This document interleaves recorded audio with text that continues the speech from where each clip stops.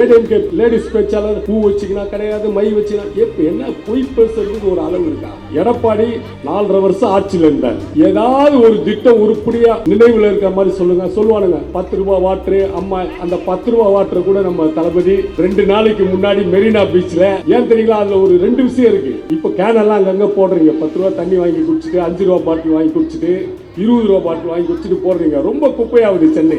10 ரூபாய் வாட்டருக்கு பெருமை சேர்த்தவங்க இன்னைக்கு 10 ரூபாய் இல்லாமலே மெரினா பீச்சுக்கு சென்று வரக்கூடிய நிலையை நம் அறிவாற்றல் மிக்க தளபதி செய்திருக்கிறார். இன்னைக்கு இந்த ஓபிஎஸ் மந்திரவாதி ஓபிஎஸ் கலர் கலராக கயிறு கட்டி இருப்பார் பாருங்க. அவர் பண்ண ஒரு அயோக்கிய தானே என்ன தெரியல. சிபிஎஸ்இ சப்ஜெக்ட்ல எவனை பார்த்து பயப்பட வேண்டியதில்லை. பாரதிய ஜனதா கோடி கோடியாக பணம் கொட்டினாலும், கோடிகளை கொட்டினாலும், இந்த கேடி அமித்ஷா கடையில அடமானம் போட்ட அண்ணா திமுக எடப்பாடி ஆனாலும் சரி, ஓபிஎஸ் ஆனாலும் ஒன்றுக்கும் உதவாத டிடிவி தினகரன், சசிகலா, அவங்களை பாத்தீங்க. இவங்களுக்குள்ளேயே நிறைய பிரச்சனை இருக்கு. இந்திய உபகண்டத்தின் ஈடு இணையற்ற அறநிலையத்துறை அமைச்சர் பாரதிய ஜனதாவுக்கோ வேறு மாற்று கட்சிக்கோ கிடைக்காத ஒரு அற்புத பொக்கிஷம் நம்முடைய மாவட்ட கழகத்தினுடைய செயலாளர். 3000 கோயில்களுக்கு கும்பாபிஷேகம் செய்த மகத்தான தலைவர்.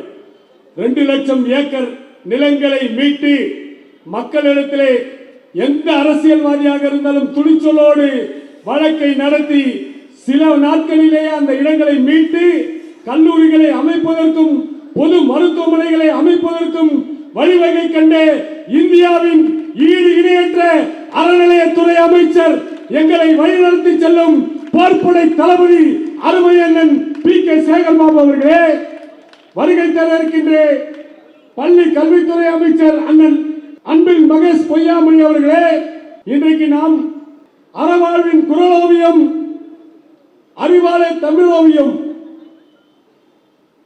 அறவாழ்வு என்றால் எல்லாவற்றையும் துறந்து சாமியாரா இருக்கிறவங்க தான் அறவாழ்வு என்பார்கள். ஆனால் அரசியலிலே ஒரு அறவாழ்வு கண்ட பெருமைக்குரிய தலைவர் நம் முத்தமிழறிஞர் டாக்டர் கலைஞர். பல்வேறு வழிகளிலே எதை பார்த்தாலும் நீங்கள் அவர் ஆட்சி பொறுப்பிலே 69 பதவியிலே வந்த நாளிலிருந்து ஒவ்வொரு திட்டமும் தேசிய கொடியை மாநிலத்திலே உள்ளவர்கள் ஏற்றுவதற்கு உரிமையை பெற்று தந்த தலைவன் நம் தலைவர் கலைஞர் அவர்கள். அதே போல விவசாயத்துக்கு இந்திய உபகண்டத்திலே முதலாக மின்சாரம் இலவச மின்சாரத்தை தந்தவர் நம்முடைய முத்தமிழறிஞர் டாக்டர் கலைஞர். அதே போல கை ரிக்ஷாவை ஒழித்து சைக்கிள் ரிக்ஷாவை இந்தியாவிலேயே முதலாக கொண்டு வந்தவர் நம் தலைவர் கலைஞர்.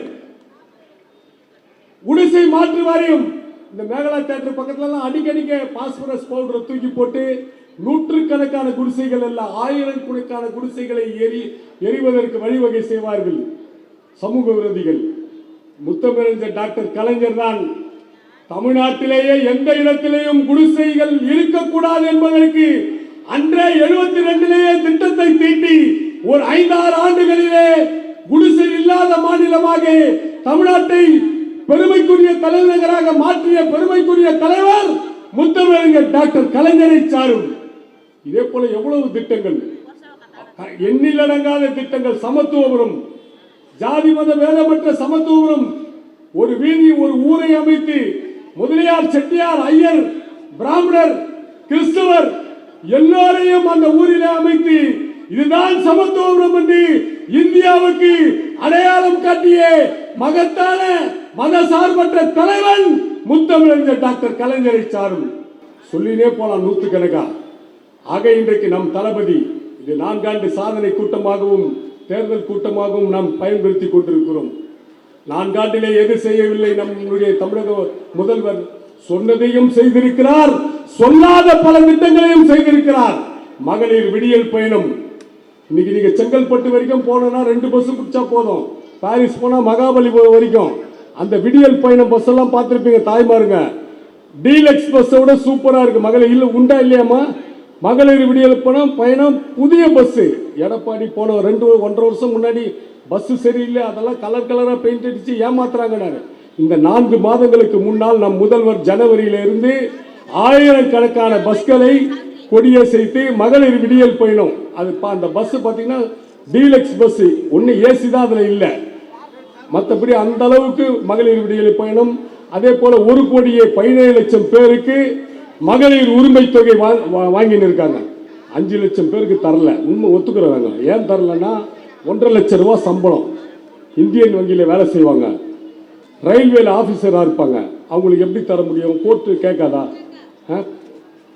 வசதியானவங்க ஒரு 20,000 30,000 டாக்ஸ் கட்டுறவங்களுக்கு எப்படி தர முடியும்?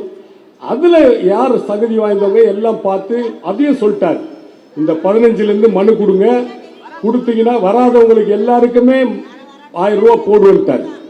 ஆனால் இவனுங்க என்ன சொல்கிறானுங்க, தகுதி வாய்ந்தவங்க ஒரு சில மகளிர் ஏடிஎம்கே லேடிஸ் பேச்சாளர் பூ வச்சுக்கினா கிடையாது, மை வச்சுக்கினா என்ன பொய் பேசுறதுக்கு ஒரு அளவு இருக்கா? நீ எடப்பாடி 4.5 வருஷம் ஆட்சியில் இருந்தார், ஏதாவது ஒரு திட்டம் உருப்படியா நினைவில் இருக்கிற மாதிரி சொல்லுங்க. சொல்லுவானுங்க 10 ரூபா வாட்ரு அம்மா. அந்த 10 ரூபா வாட்ரு கூட நம்ம தளபதி 2 நாளைக்கு முன்னாடி மெரினா பீச்சில், ஏன் தெரியுங்களா, அதில் ஒரு 2 விஷயம் இருக்கு. இப்போ கேனெல்லாம் அங்கங்கே போடுறீங்க, 10 ரூபா தண்ணி வாங்கி குடிச்சிட்டு 5 ரூபா பாட்டில் வாங்கி குடிச்சிட்டு 20 ரூபா பாட்டில் வாங்கி குடிச்சிட்டு போடுறீங்க. ரொம்ப குப்பையாகுது சென்னை. இன்னைக்கு இது வந்து 50 இடத்துல தொடங்கி இருக்காரு நம்ம தளபதி. ஒரு 500 இடத்துல நம்ம தொடங்கியாச்சுன்னா கிட்டத்தட்ட ஒரு டன் கணக்காக 10,000 20,000 டன்னு இந்த குப்பை இல்லாமல் இருக்கும். சுகாதாரமாக இன்னைக்கு நீங்கள் தண்ணி குடிக்கலாம். ஒன்றும் இல்லை, அவங்க 10 ரூபா, நாங்கள் நீங்கள் ஒரு 50 ரூபா 60 ரூபாய்க்கு நல்ல கேன் விற்குது, 2-3 கேனை போட்டு போனால் மெரினா பீச்சில் குடும்பமாக 3 லிட்டர் 4 லிட்டர் தண்ணி காசு வாங்காமல் சாப்பிடலாம். அதை இன்னைக்கு தமிழ்நாட்டிலே ஒரு அறிவுபூர்வமாக செய்த தலைவன். 10 ரூபா வாட்டருக்கு பெருமை சேர்த்தவங்க இன்னைக்கு 10 ரூபா இல்லாமலே மெரினா பீச்சுக்கு சென்று வரக்கூடிய நிலையை நம் அறிவாற்றல் மிக்க தளபதி செய்திருக்கிறார். அதே போல குழந்தைகள் காலை சிற்றுண்டி 17 லட்சம் குழந்தைகள் இன்றைக்கு ஒரு அப்பாவாக ஒரு தந்தையாக பார்க்கிறது. ஒரு பண்ணை சாப்பிட்டு போவோம், சில குழந்தைங்க 2 புற சாப்பிட்டு போவோம், சில குழந்தைங்க எதுவுமே சாப்பிடாம போகணும். வீட்டில் நைட்டு சண்டை ஆயிருக்கும், குழந்தைங்களை அப்படியே ட்ரெஸ் போட்டு அமைச்சிருவாங்க. இன்னைக்கு அந்த நிலைமை இல்லை. அனைத்து அரசு உதவி பெறும் பள்ளியிலிருந்து அரசு பள்ளி வரை 17 லட்சம் குழந்தைகள் பயன்பெறுகிற விதத்திலே அற்புதமான காலை உணவு, பொங்கல், இட்லி, வடை இப்படி போடக்கூடிய அரசு இந்திய உபகண்டத்திலே நம் தளபதியினுடைய அரசு தான்.